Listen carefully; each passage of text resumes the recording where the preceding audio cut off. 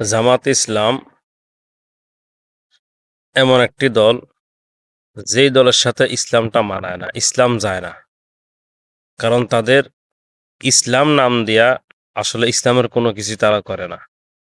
তো মূলত এদের এই ইসলাম দলটা, ইসলাম নামটা বাদ দিয়ে দেওয়া অবশ্যই জরুরি।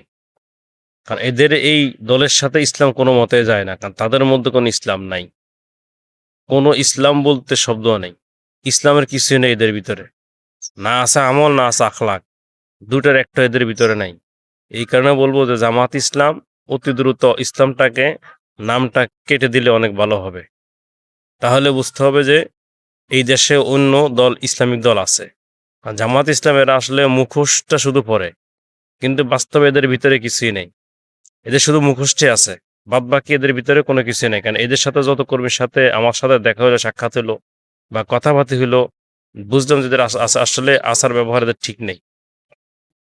না আছে এলেম, না আছে যোগ্যতা, না আছে কোনো কিছু। এরা সবসময় নিজেকে নিজে অনেক বড় মনে করে। তো এই কারণে বললে জামাত ইসলাম আসলে ইসলাম, ইসলাম নাই, মানে এটা হলো ইসলাম ছাড়া দল। এই কারণে বলবো এই দলের সাথে ইসলাম যায় না, ইসলাম নামটা কেটে দিতে হবে।